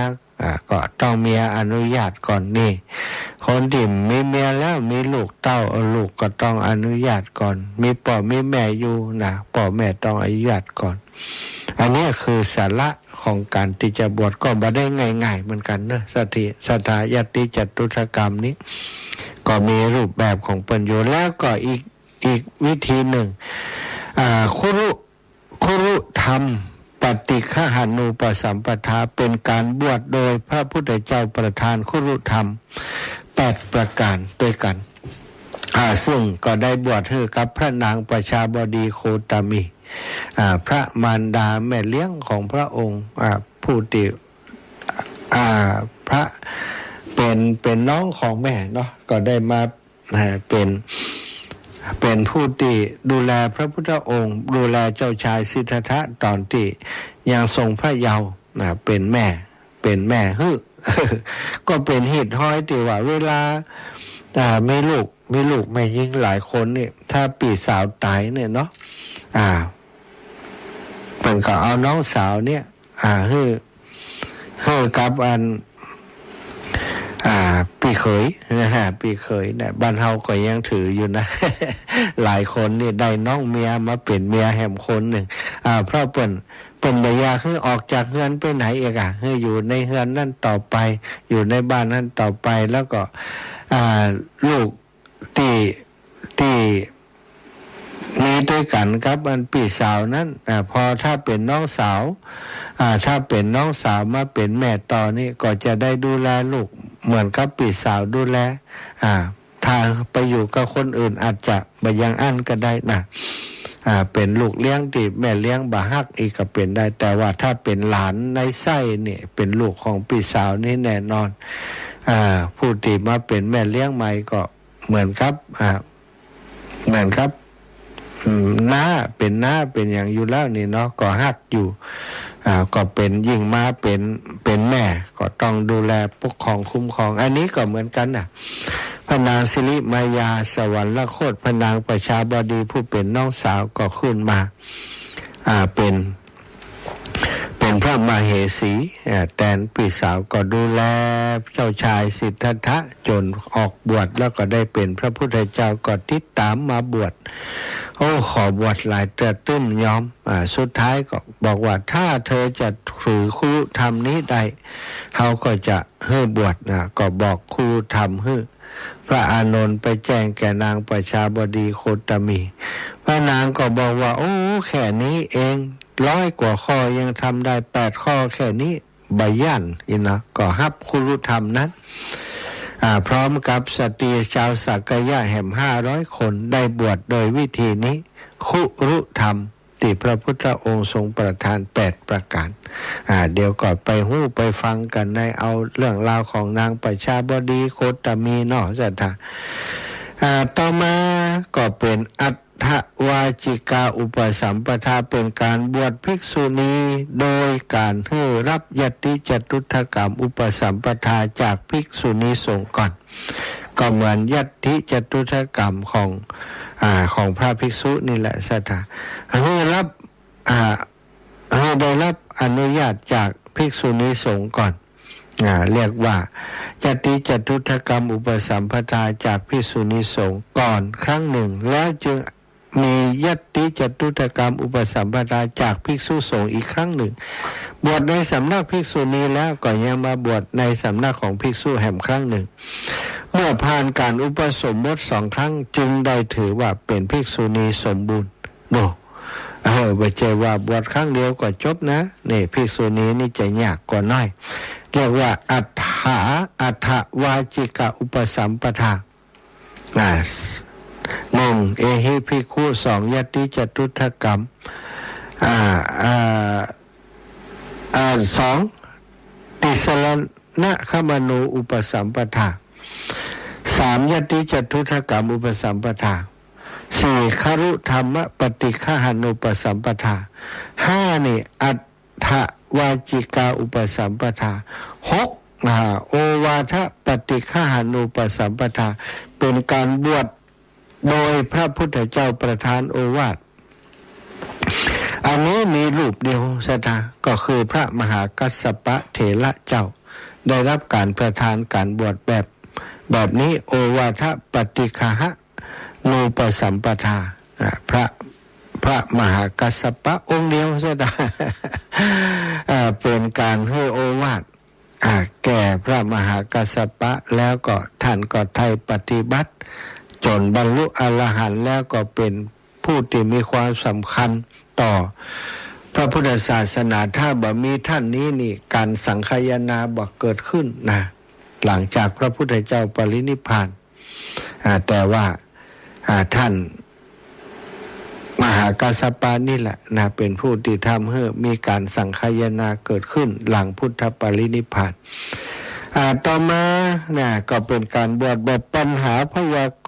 กรณูปสัมปทาเป็นการบวชโดยพระพุทธเจ้าทรงตอบปัญหาของสามเณรโสปากะนะล่ะก็ถือว่าพอพยากรณ์ปัญหาแล้วก็สามเณรนี้ก็ได้บวชเป็นภิกษุนี่เรียกว่าปัญหาพยากรณูปสัมปทาสุดท้ายการบวชโดยทูตเตนะอุปสัมปทาเป็นการบวชโดยพระพุทธเจ้าส่งทูตพระองค์ไปบวชให้หญิงคนหนึ่งเป็นหญิงโสเภณีที่ชื่อว่าอัฏฐกาสีนี่ก็บวชอีกวิธีหนึ่งส่งทูตไปส่งทูตไปทำการบวชให้แสดงว่ามีความสำคัญนะได้ขอบวชโดยให้พระองค์บวชแต่พระองค์เสด็จไปบ่ได้ก็คือทูตคณะทูตอาจจะประกอบไปโดยสงฆ์แล้วก็ต่างคณะทูตต่างๆไปบวชนะอันนี้มีอยู่8-9อย่างด้วยกันศรัทธาญาติโยมการบวชก็เป็นการสืบต่ออายุพระพุทธศาสนาเป็นศาสนทายาทซึ่งปัจจุบันนี้เราก็ยังมีการบวชพระบวชเนรตราบใดนี่ยังมีการบวชลูกพระลูกเนรอยู่ก็จะทำให้ศาสนาของพระพุทธเจ้าของเฮานั้นก็ยังอยู่กับหมู่เฮาถ้าบ่มีการบวชศรัทธาไผจะมาสืบต่ออายุพุทธศาสนาบ่มีการบวชการทำบุญตักบาตรยังก็จำมีศรัทธาญาติโยมทั้งหลายพระสงฆ์ในวัดในวาก็จำมีฉะนั้นการบวชจึงถือว่าเป็นการสืบต่ออายุพระพุทธศาสนาที่สำคัญที่สุดแล้วก็ที่สำคัญยิ่งกว่านั้นก็คือการที่บวชมาแล้วศึกษาพระธรรมวินัยทรงไว้ซึ่งพระธรรมวินัยจารีตหิตห้อยของพุทธศาสนาอันนี้ก็จะถือว่าทำให้ศาสนาอย่างยืนอย่างถึงที่สุดแต่ถ้าบวชมาแล้วบ่ได้ปฏิบัติคัดเก่าบ่ได้ศึกษาเล่าเรียนได้กับบวชเป็นคัมภีร์ป่าบวชมั่มได้มันเกิดประโยชน์อย่างเนาะศรัทธาญาติโยมอุไปอุมาก็สิจะให้รับแล้วนะนี่นะเอาเปิดสายให้ศรัทธาโทรมาดีกว่าจะได้สนทนาอู้จากันไปตัวเนาะสนทนาอู้จากันไปโดยแล้วก็ข่าวสารงานบุญขอประกาศให้ศรัทธาญาติโยมได้รับฟังจะมีการข่าวสารงานบุญในช่วงเดือนนี้นะเดือนพฤษภานี้หลายงานด้วยกันของครูบาอาจารย์ขึ้นสีขาวงานแรกก็คืองานของท่านอาจารย์วรรณชัยชยานันโทในวันที่15นะ15เดือนนี้นะเดือนพฤษภานี้ที่วัดพุทธศรีคีรีขุนแปะจอมทองอำเภอจอมทองตำบลขุนแปะนะอำเภอจอมทองครูบาอาจารย์ขึ้นสีขาวทั้งหมดนะได้รับนิมนต์ไปก็เหมือนกับงานรดน้ำดำหัวนี่กันทุกรูปทุกองค์ที่อยู่ในเครือข่ายก็จะรับการนิมนต์ไปที่วัดบรรพตสถิตนิมนต์2 รูปอาตมาภาพและท่านอาจารย์ใหญ่พระมหานพดลสุวรรณเมธีได้รับการนิมนต์ให้ไปร่วมงานตัวครูบาอาจารย์ขึ้นสีขาวนะทุกรูปทุกองค์ได้รับการนิมนต์แต่ว่าใครจะไปได้อย่างใดนี่ก็แล้วแต่ละรูปแต่ละองค์เพิ่นจะติดภาระธุระต่างงานของเพิ่นที่ไหนพ่องอย่างใดพ่องเนาะวันที่15แล้ววันที่19นะก็ของหลวงปู่พระครูปฏิพันธ์ธรรมทินติม่อนจอมพ่ออายุวัฒนมงคลเหมือนกันปีนี้หันว่าจะนิมนต์หลวงพ่อวัดศรีภูมิมาไปสืบชะตาตัวนะพระครูรมศิริทัศน์นะศรัทธาบอกว่าตกลงกันแล้วอีหลอจะไปทำบุญด้วยกันพุ่นนะและจากนั้นก็วันที่30เดือนพฤษภานี่เหมือนกันท่านพระครูกัลยาณปราโมทย์วัดหม่อนห้วยแก้วอำเภอได้หล่อจังหวัดเชียงใหม่ก่อนวัฒนมงคลเดือนนี้เกิดกันหลายคนสถานตั้งแต่วันที่15จนฮอดวันที่30งานครูบาอาจารย์3 รูปนะก็ศรัทธาอีพ่ออีแม่ตั้งหลายเนาะอายุนักแล้วโอกาสในการที่จะทำบุญทำกุศลก็ถือว่า เป็นสิ่งที่ เราจะได้บุญกับเปิ้นนักอ่ะนะไปห่วมบุญไปหอมบุญไปร่วมกิจกรรมกับเปิ้นได้เนอะตามวันเวลาที่ได้ประกาศไปอาตมานี้จะไปช่วยงานหลวงปู่ตั้งแต่วันที่12นี้จะขึ้นเวียงปอเป่าแล้วสถาไปช่วยงานเตรียมงานเพลียวพัดปัดกวาดสถานอาคารสถานที่สร้างเอาทำนู่นทำนี่เปิ้นใจแย่อย่างพ่องก็จะได้ไปช่วยเปิ้นตุลงแดงพระครูชลทานพิทักษ์ก็จะไปก็ไปเตรียมตัว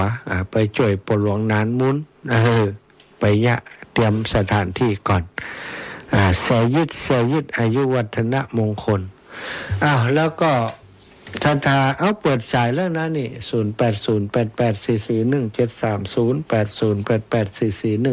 8088441730นะไปที่สะดวกอยู่ก็โทรมามาจากันเนาะพี่น้องตั้งเมืองฝางเนี่ยตื่นแล้วยังดับปิ้งกัน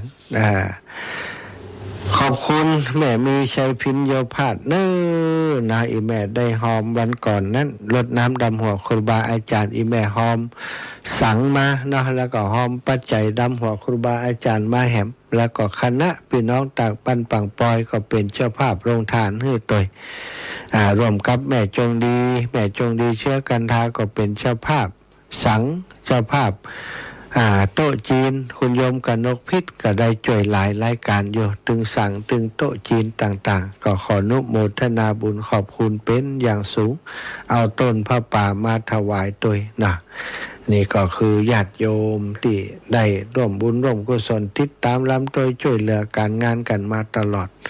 ก็ขอในนามครูบาอาจารย์ต้องขอขอบคุณเป็นอย่างสูงนะสีจะดับเพียงล่างปิดโทรศัพท์ไว้ค่ะบ่ได้ปิดนะเนาะศรัทธาญาติโยมก็ใกล้จะหมดเวลาแล้วนะมาจังมาตอนท้ายๆเนี่ยแม่ฟองจันมาแล้วดอยรอเจ้าแม่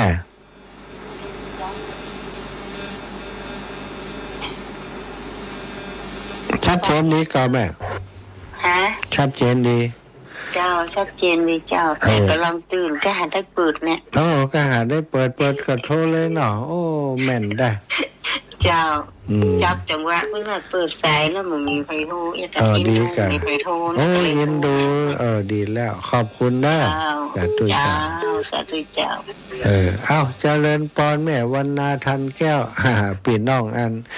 ลำปางหลวงอีแม่เจริญปอนไหนแม่ปิดวิทยุก่อนปิดวิทยุกันจะได้อู้กันน่ะโทรได้ละเนาะเป็นว่าน้องเมียนี่มันมาทำไมเห็นพระพุทธเจ้าแล้วบอกใช่เจ้าไม่จะฟังตลอดแต่เป็นกำลังใจให้นะสาธุขอบคุณอีแม่นะขอบคุณที่ป้าลูกบาไม่เอาหาสาธุกลับไปละปูนแล้วกันกลับไปแล้วเจ้ากลับไปนอนได้คืนนึงกันแล้วก็กลับไปเจ้าสาธุนะแม่เด้อบุญรักษาจบปีนะเจ้าสาธุค่ะเจ้าเจริญปอนแม่บัวเย็นจันทบอาจารย์มาแล้วมาถึงตะคืนแล้วมาถึงแล้วโทรเลยนะอันนี้จะไปไหนมาสิมาเข้า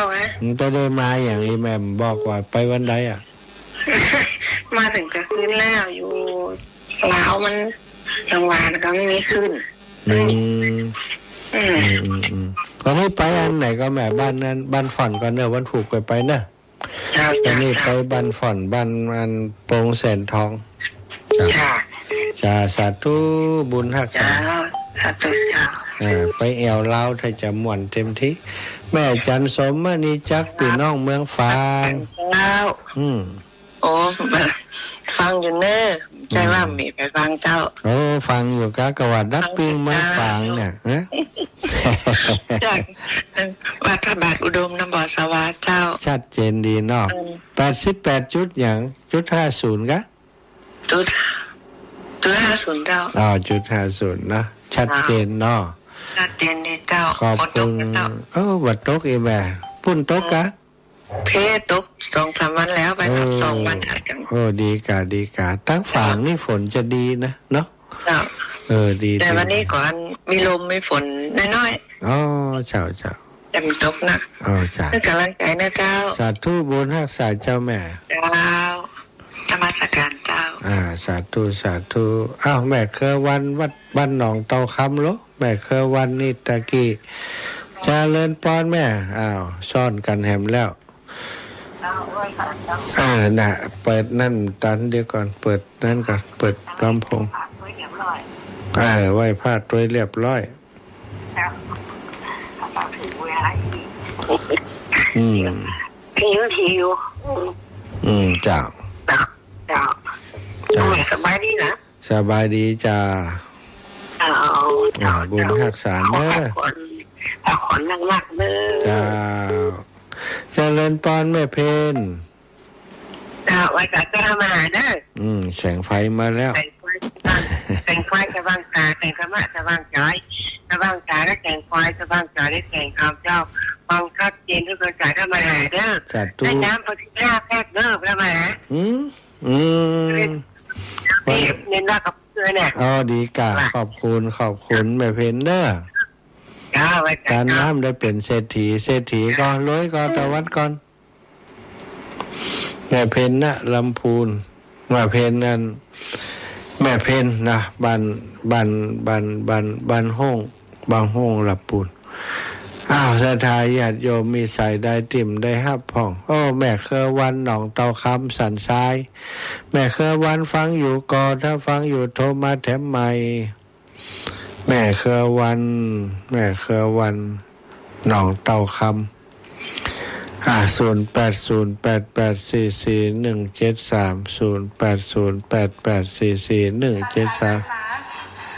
แต่หน้าตื่นมาตอนเช้านะแม่มองดูบนฟ้ามองดาวนะมองดูดาวก็บอกว่าหนู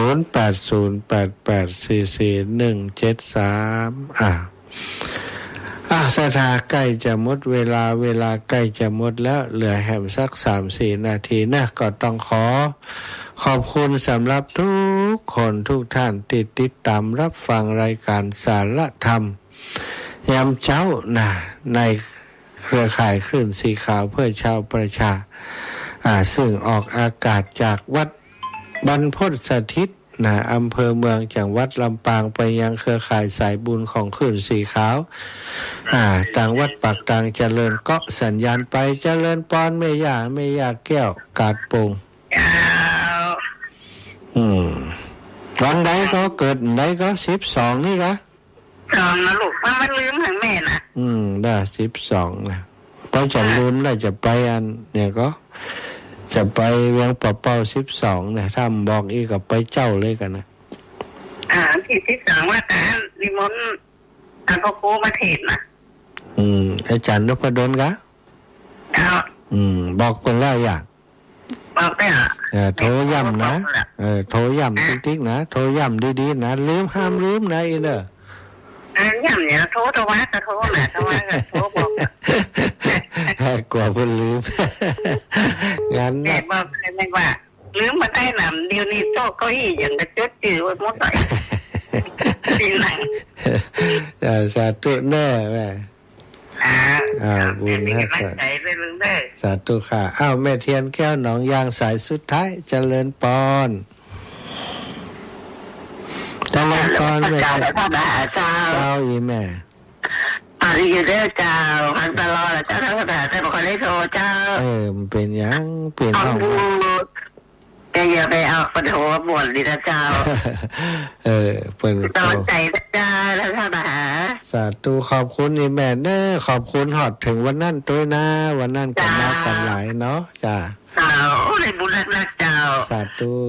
มันดูกับพร้อมกันแล้วเจ้าดีกว่าตอนนี้ใครโทรแล้วค่ะน่าจะแต่เจ้า